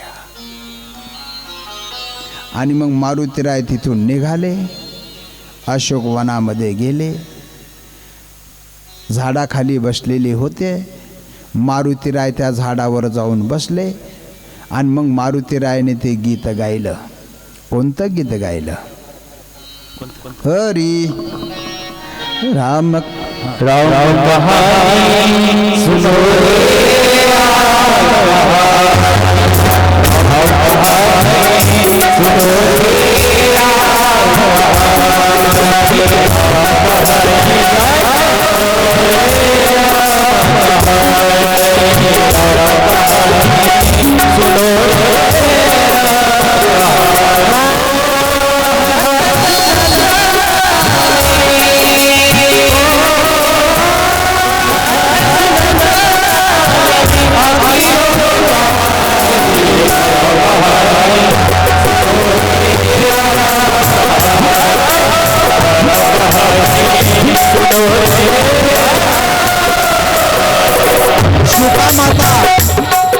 झाडाखाली बसलेला आहे. मारुतीराय त्या झाडावरती जाऊन बसलेला आहे. प्रभू रामचंद्राचं गुणगान गायला लागलेलं आहे. सीता माता इकडे तिकडे बघू लागलेल्या आहे. हळूच मारुतीरायाने मुद्रिका सोडली. सीता मातेनं ती मुद्रिका घेतली. मुद्रिका म्हणजे अंगठी, आणि ती अंगठी ओळखली. कोणती अंगठी होती ती? आठवा चांगलं. सीतेच्या हातातील अंगठी होती, गोहकाला द्यायला काढली होती. परत आठवा, सीतेच्या हातात ही अंगठी केव्हा आली होती? ज्या वेळेस सीता मातेचं आणि प्रभू रामचंद्राचं लग्न ठरलं, त्यावेळेस प्रभूने सीतेला ती अंगठी घातलेली होती, आणि ती अंगठी आज सीतेच्या हातात परत आहे. किती प्रवास झाला या अंगठीचा, विश्वास पटेना. सीता मातेनं आवाज दिला, कोण आहे? माझ्या समोर ये. आणि मग मारुतीराय समोर आले आणि समोर येऊन हात जोडले. माता, मी राम भक्त आहे, तुम्ही माझ्या माता आहात. सीता मातेनं सांगितलं, रामाच्या सैन्यामध्ये असे छोटे छोटे तुझ्या एवढेच वाहनार आहेत का? हो म्हणले, एवढे मोठे मोठे माझ्या एवढे आहेत, माझ्यापेक्षा काही मोठे आहेत. मोठे मोठे? अरे तू एवढं एवढंसा, हे राक्षस केवढे? म्हणले, नाही आई, तुम्ही जर कृपा केली ना तर मी केवढा आहे ते दाखवीन, करा कृपा. हा म्हणले, दाखव. आणि जे मारुतीराय मोठे व्हायला लागले, मोठे व्हायला लागले, मोठे व्हायला, आकाशापर्यंत मारुतीराय गेले. भीमरूप महारूप धरलं. सीता माता म्हणले, आता छोटा हो, छोटा हो, छोटा हो, छोटा हो, छोटा हो, छोटा हो, छोटा हो, छोटा हो म्हटल्यानंतर मारुतीराय एवढेच झाले, एवढेच. सीता माता म्हणले, थोडासा मोठा हो, नॉर्मल रूपामध्ये ये. म्हणले, मारुती, तुला लहानही होता येतं आणि मोठाही होता येतं. म्हणले, आई, तुमच्या आशीर्वादानं. आणि मग सीता मातेनं आशीर्वाद दिले. हा, आणि सांगितलं, आई, मला भूक लागली. म्हणले, काहीतरी खायला? म्हणले, अरे बाबा, इथं काहीच नाही खायला. म्हणले, हे काय, कितीतरी फळं आहेत ना जंगलामध्ये. हा, एखाद्या झाडावर बसून फळे खातो ना. आणि आजही आपल्या शिंदेवाडीमध्ये, शिंदेमळ्यामध्ये प्रत्यक्ष मारुतीराय पिंपळाच्या झाडावर बसलेले आहेत. आज 4 दिवस झाला पाऊस चालू आहे. सर्व कार्यकर्त्यांना कथेची चिंता होती, परंतु मारुतीरायालाही चिंता होती ना. जिथे जिथे कथा असेल तिथं स्वतः मारुतीराय असतात. मग मारुतीराय असल्याच्या नंतर कसा पाऊस येऊ देतील मारुतीराय? अगोदर येऊन सडा टाकून गेला, बसायला मोकळी जागा करून दिली. हे आमच्या मारुतीरायाची ताकद आहे महाराज. आजही शिंदेमळ्यामध्ये पिंपळाच्या झाडावरती प्रत्यक्ष मारुतीराय येऊन बसलेले आहे. सगळ्या मुलांनी पाहिले आणि आम्हाला सुद्धा दाखवलं. ही मारुतीरायाची भक्ती आहे, भक्तीची ताकद आहे महाराज. बजरंगबली हनुमान जी.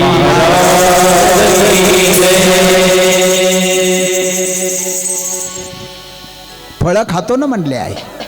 हे बघ म्हणले, इथं राक्षस राखण आहे, फक्त पडलेले फळं खा. हो म्हणले, आई, पडलेलेच खाईन. गेलं मारुतीराय.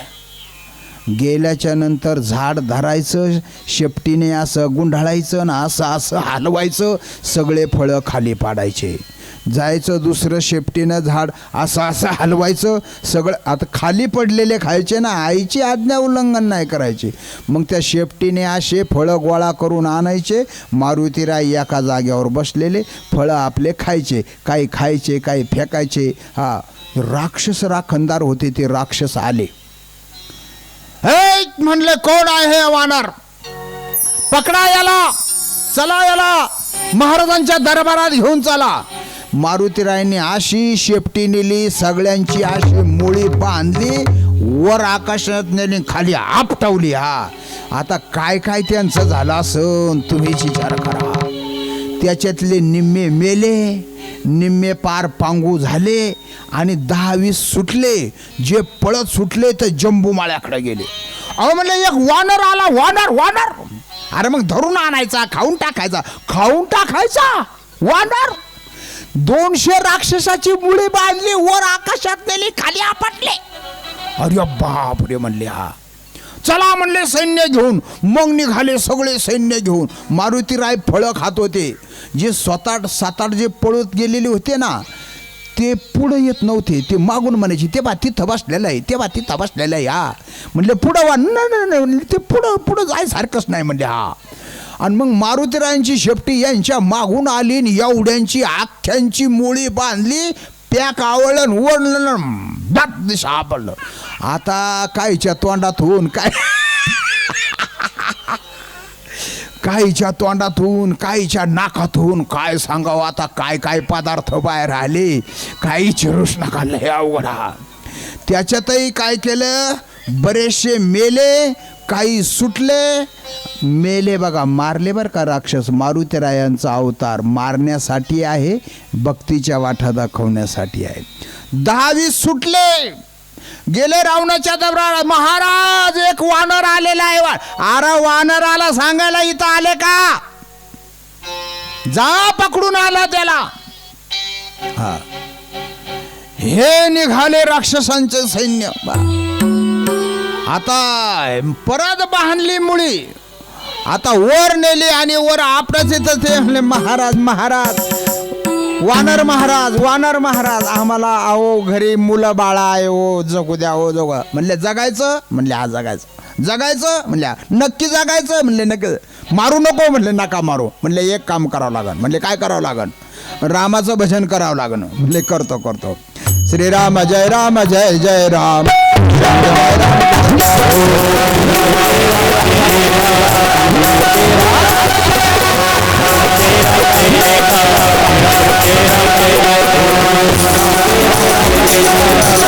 काही वानर भजन करू लागले, काही कुचीरपणा करू लागले. मारुतीरायानं पाहिलं हे जगायचं ना, मग शेपटी जायची ने फटका मारायची, वानर उलटून पडायचं. ज्यांनी भजन केलं नाही, मारुतीरायांनी फटका मारला, उलटून पडले. परत उठायचे, भजन करायचे. थांबा, भजन असं नाही करायचं. वाचायचं म्हणले वाचायचं, जगायचं. लेकरं बाळाकडे जायचं म्हणले. मग भजन करायचं असेल तर नाचावा लागणार. जर नाचलं तर ठीक, नाही नाचलं तर जमणार नाही. आणि मग वानर नाचून भजन करायला लागले. श्रीराम जय राम जय जय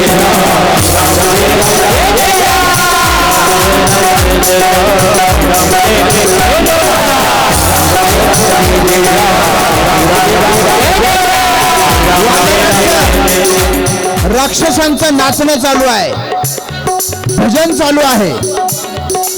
आणि मारुतीरायांचं फळं खायचं चालू आहे. फळं खायचे, फळं गोळा करायचे, फळं खायचे.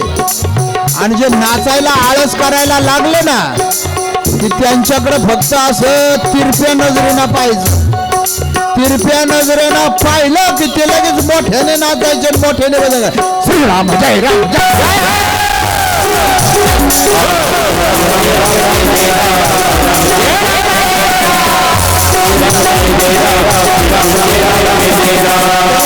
रावण महाराजांनी सांगितलं जा ते वानर पकडून आणायला गेले, अजून का आले नाही. एक शिपाई गेला, परत आला. म्हणले महाराज तिथं ते भजन करतात. कोणाचा? म्हणले तुमच्या शत्रूचा. नक्की? म्हणले हा नक्की. मग अक्षय कुमारला पाठवलं. अक्षय कुमार आला, हे सगळे नाचत होते. अक्षय कुमार आले, अरे नाचू नका, अरे शत्रूचं भजन करू नका. त्याच्यातले काही राक्षस म्हणले तुम्हाला जर वाचायचं असेल तर नाचावाच लागणार, बिना नाचल्याचं वाचणार नाही. मग केलं भजन सुरू.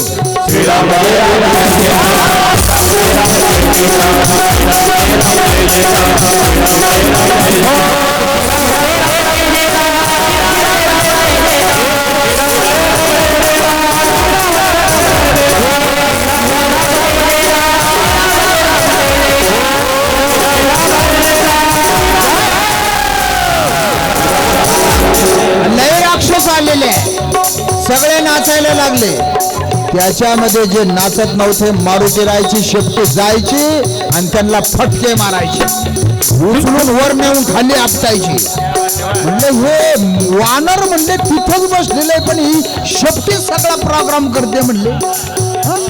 ते वानर लय गरीब आहे म्हणले, ही शेपटीच करते म्हणले सगळं. तेवढ्यात मारुतीरायने फळं खाता खाता असं पाहिलं, लगेच श्रीराम श्रीराम जय राम जय जय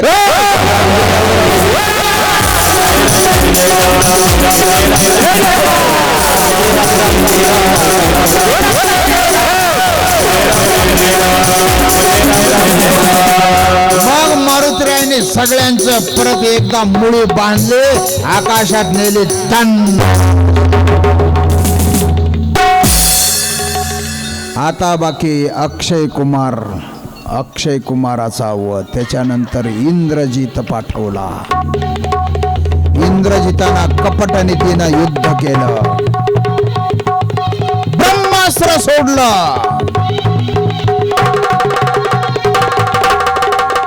मारुतीरायाने ब्रह्मास्त्राला वंदन केलं आणि स्वतःला ब्रह्मास्त्रामध्ये बांधून घेतलं.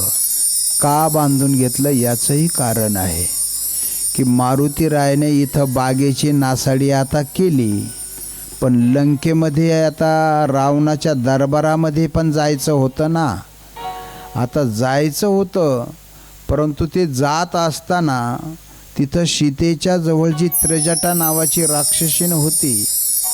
ती सांगत होती सीतेला, अगं मला स्वप्न पडलं. म्हणले काय स्वप्न पडलं? म्हणले एक वानर आला आणि त्या वानराने अख्खी लंका जाळली.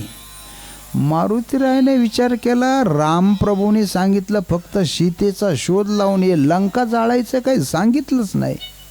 पण हा प्रत्येकाच्या हृदयामध्ये राम आहे, तैसा हृदयामध्ये मी रामू. आता हिच्याही हृदयात राम आहे, तोच राम मला सांगत असेल लंका जाळायची. म्हणले मग आता जाळली पाहिजे. आणि मग ते बांधलं. मग इंद्रजिताने सांगितलं, पकडा त्या वानराला. हे कोणीच जवळ जाईना, माहिती होतं ना जवळ गेल्यावर काय. अरे पकडा, आता बांधलेला आहे. घाबरत घाबरत जवळ जावा तरी मृत्यू, नाही जावा तरी मृत्यू. आता काय करावं? आणि मग बाकीचे राक्षस आले, साखळीनं बांधलं.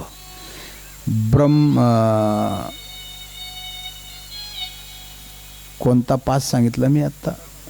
ब्रह्मपाश. ब्रह्मपाशावर दुसरा पाश जर टाकला तर ब्रह्मपाश निष्फल होतो, मोकळा होतो.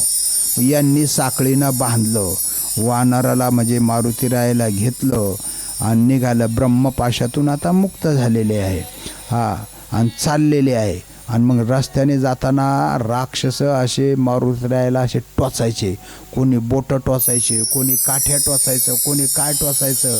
मारुतीराय एकदम गरीबावाने चाललेले. म्हणले खरं आहे बरं का, हे वानर लय गरीब आहे बरं का, पण ही शेपटीच लय आगाव आहे. म्हणले ही शेपटीच. मग कोणी कोणी असं शेपटीला चोटायचं. तेवढ्यात मारुतीरायाने असं पाहिलं लगेच श्रीराम जय राम. आता रस्त्याने चालताना सुद्धा श्रीराम ध्यासच लागलेला तेवढा. तर दुसरा मारुतीरायाचे कसं काय ऐकन ते, ब्रह्मपाशात बांधा नाही तर कसल्या पाशात बांधा. घेतलं, निघाले, गेले, लंकेच्या दरबारात नेलं. अरे हे वानर! एक राक्षस म्हणला, महाराज हे वानर असं म्हणू नका, हे वानर साधं नाही, साधं नाही. हजारो राक्षस मारले याने, एवढे वानर. मग विचारलं, ए तुझा मरण कशात आहे? म्हणले मला मरणच नाही. बघा खरं बोललेलं पटत नाही. रावण म्हणतो मरण नाही असा माणूसच नाही. आता मरण नाही असा माणूसच नाही हे रावणाला माहिती आहे ना, मग कशाला एवढा इदरल्यापणा करावा ना. पण ते नाहीच बो. म्हणले नाही मरण आहे. म्हणले हे बघा खरं सांगू का? म्हणले माझी शेपटी जर जाळली ना तर मग मी मरणार. सगळे राक्षस म्हणले बरोबर, हेच बरोबर आहे. म्हणले हे वानर लय गरीब आहे पण ही शेपटीच लय आगाव आहे म्हणले. हा, आणि खरं सांगतो तुम्हाला, वानर लय गरीब येते, शेपट्या लय आगाव येत.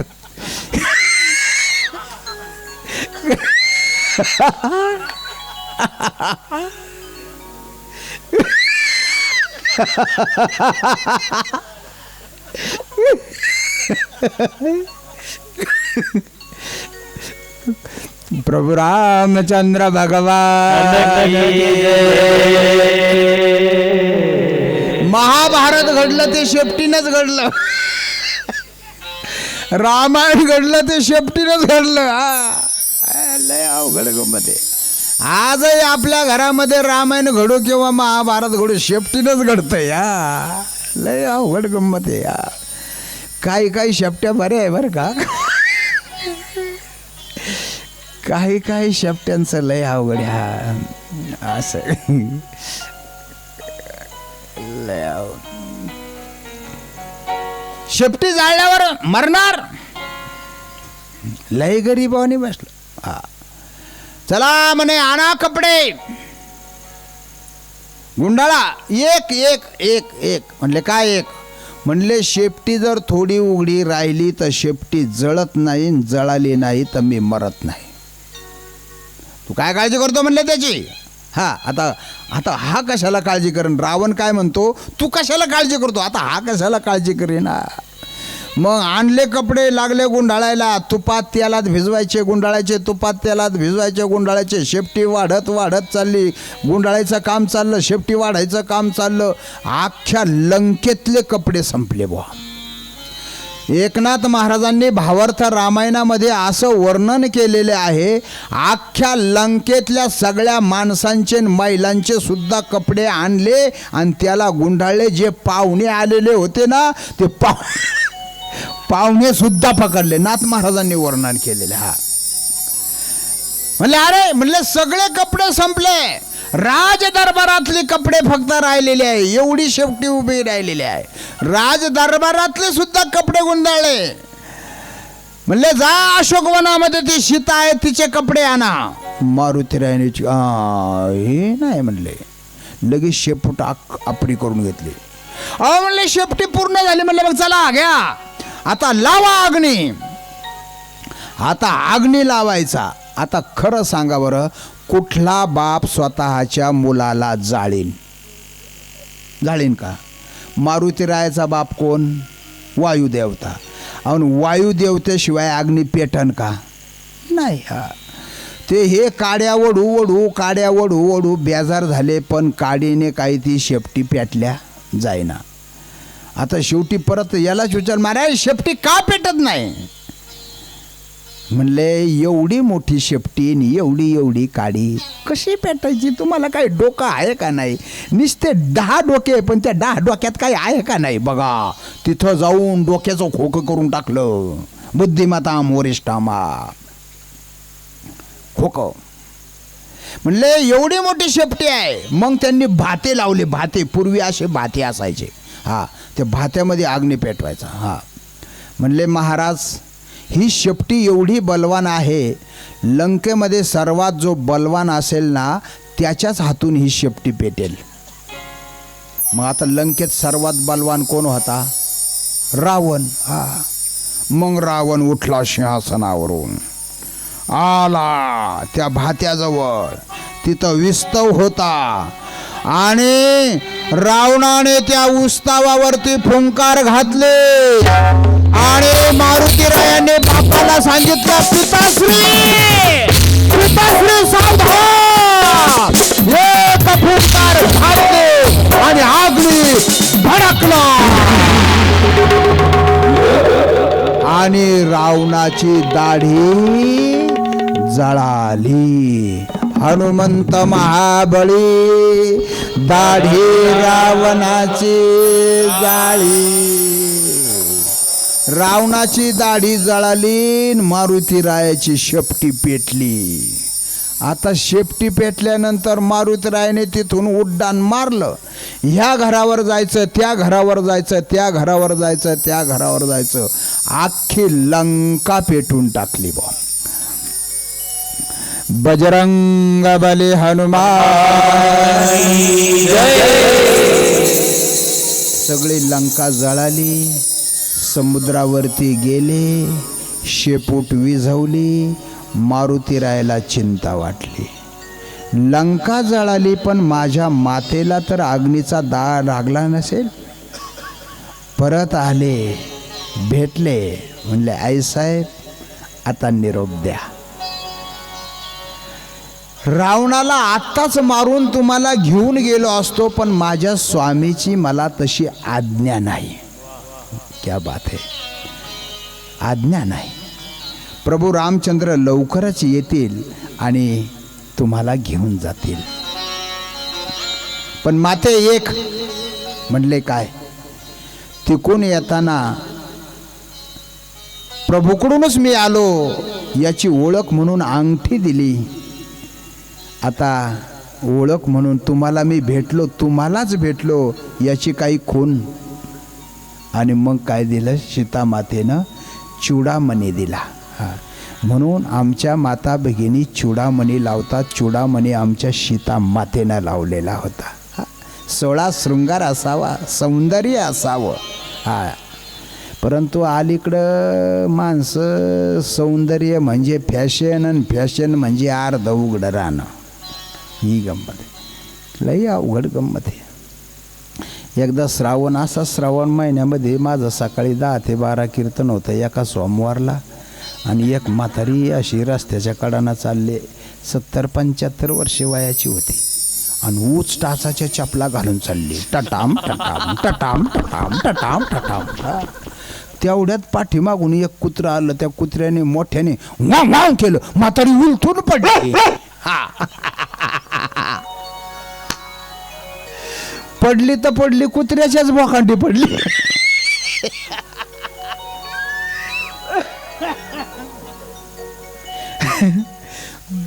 कुत्र दबलं म्हातारी खाली. कशी तरी क्या क्या क्या निघाले. हे असे फॅशन आहे महाराज. फॅशनच्या नावाखाली, सौंदर्याच्या नावाखाली आमची दुनिया नंगी होत चाललेली आहे.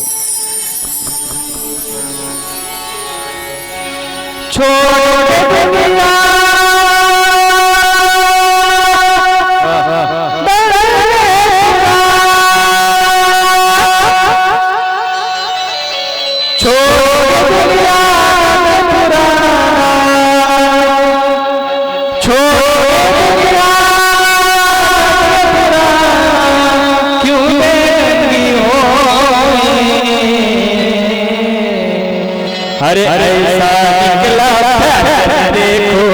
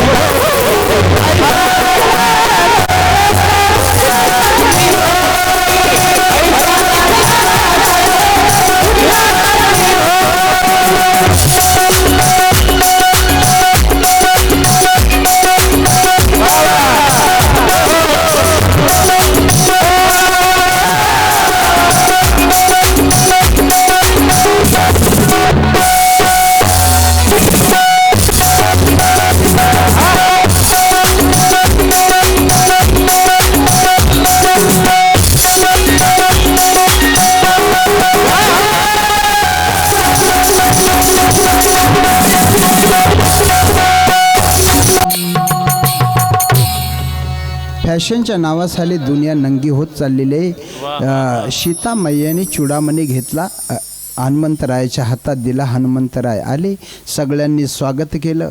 म्हणले वा हनुमंतराय वा, काय पराक्रम आहे. मारुतीरायाने सांगितलं मी विमानाने गेलो आणि विमानाने आलो. विमान म्हणले तिथं कोणतं विमान होतं. म्हणले जाताना मुद्रिका हे विमान होतं आणि येताना चुडामणी हे विमान होतं. वा. आणि मग प्रभू रामचंद्राने समुद्रावरती सेतू बांधला. राम रावणाचं युद्ध झालं आणि युद्ध झाल्यानंतर युद्धामध्ये मारुतीरायाने खूप असा पराक्रम केला. सीतेची सोडवण केली.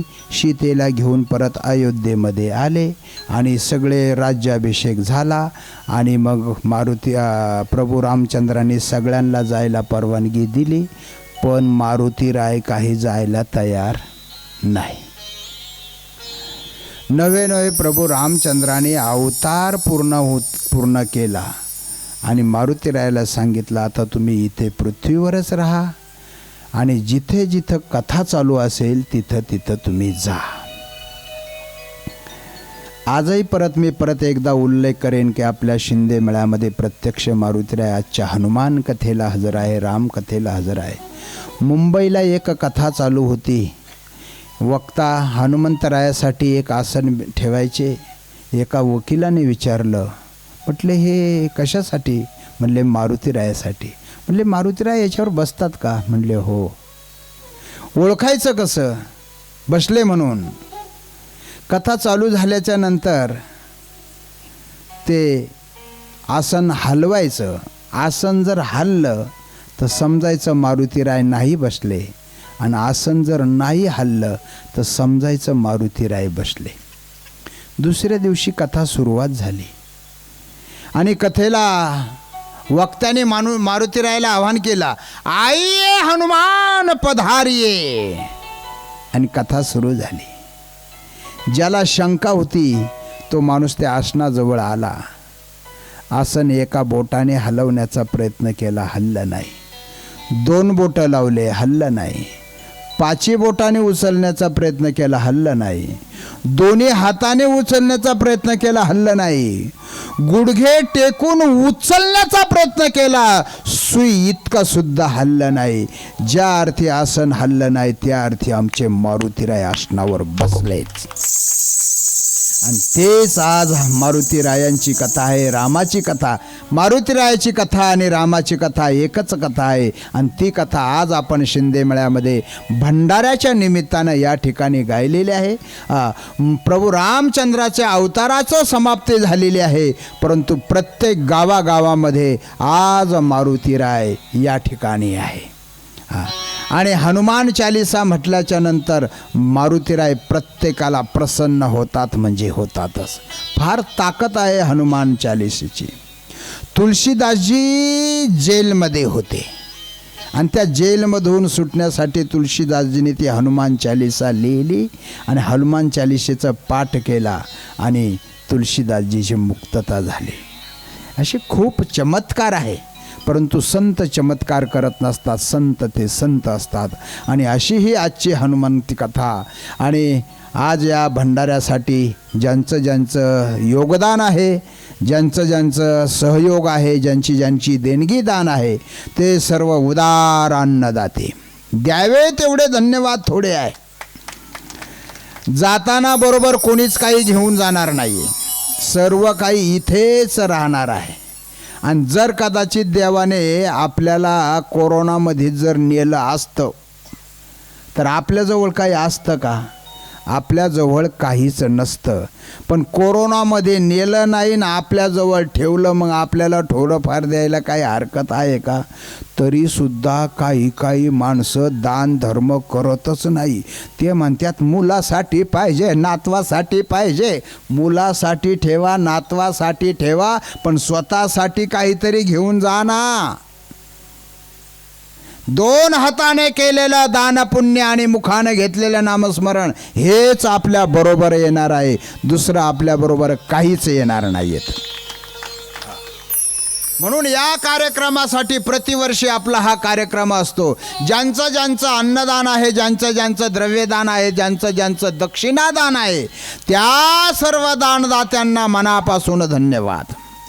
या कार्यक्रमामध्ये जे कार्यकर्ते स्वतः कष्ट करतात, राबतात, त्या सर्व कार्यकर्त्यांना सुद्धा मनापासून धन्यवाद.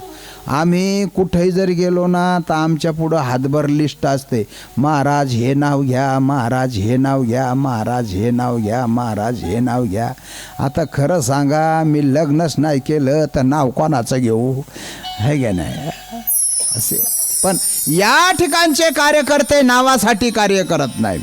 या ठिकाणचे कार्यकर्ते नावासाठी कार्य करत नाही, यांचं कार्यच यांचं नाव करतंय, असे आमचे कार्यकर्ते आहे. साऊंड सिस्टीम सुद्धा अत्यंत सुंदर अशी साऊंड सिस्टीम. त्याच्या पायाला जखम झालेली आहे तरीसुद्धा त्याने कुठल्याही प्रकारचा आळस न करता जेवढी सिस्टीम पाहिजे तेवढी सिस्टीम आम्हाला लावून दिलेली आहे. आजच्या कार्यक्रमाला साथ संगत असणारे आमचे शिंतवाले माऊली महाराज, अत्यंत सुंदर असं शिंताची साथ त्यांनी केलेली आहे. त्यांनासुद्धा मनापासून धन्यवाद. बीडमधून आलेले आहे, लांबून, ही सर्व लांब लांबून आलेली ही सर्व मंडळी आहे. त्याचप्रमाणे आमचे तबला मास्तर अतुल महाराज शिंदे यांचासुद्धा मनापासून धन्यवाद करतो. आमचे गोरखजी महाराज त्यांचंसुद्धा मनापासून, तेही सुंदर तबला वादक आहे, पखवाद वादक आहे. त्याचप्रमाणे आमचे वैभव महाराज पॅड, ज्यांचा पॅड म्हणजे काय, हातामध्ये एक खेळ बसलेला आहे आणि पॅड वाजतो का हात वाजतो हेच कळत नाही, असे आमचे वैभव महाराज आहे. या सर्वांसाठी एकदा जोरदार टाळ्या. आमचे महाराज अमोल महाराज अत्यंत सुंदर आहे, गायक आहे, वादक आहे, सर्व मंडळी आहे. माऊली महाराज चाळक आहे. आणि आमचे आज आपल्या कार्यक्रमाला 5-7 महाराज आज हजर आहे. आमचे राधिकाताई आहे, शिवानी महाराज आहे, कृष्णा महाराज आहे, सगळे शुक महाराज आहे. शुक महाराजांनी ते लयच धिंगाणा केला वाच. हां, तिथं कथा ऐकू दिली का त्यांना? नाही ऐकू दिली.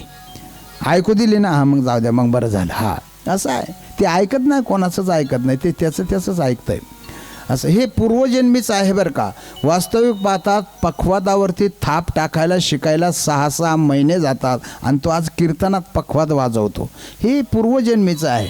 आणि येताना सुद्धा सांगता येते, आम्ही आळंदीला गेलो होतो, म्हणले मी इथं आळंदीला पहिला होतो, म्हणले मी इथं पूजा करीत होतो. ही अशी गंमत आहे, ही पूर्वजन्मीचं आहे. असो तर सर्व मंडळी या ठिकाणी, जुने जाणते मंडळी, तरुण मंडळी, सर्वांना मनापासून धन्यवाद. ज्यांनी स्वयंपाकाची सुंदर सेवा केली आमचे आचार्य महाराज, त्यांनासुद्धा मनापासून धन्यवाद देतो. आणि या कार्यक्रमाचे प्रत्येक क्षण ज्यांनी टिपलेले आहे आमचे कॅमेरेमन, त्यांनासुद्धा मनापासून धन्यवाद देतो. आणि या ठिकाणी सेवेला विराम देऊ. ना तरी बालक बोबडा बोली, का वाकुडा विचका पावली, ते चोज करुणी माऊली, रिझे जेवी एक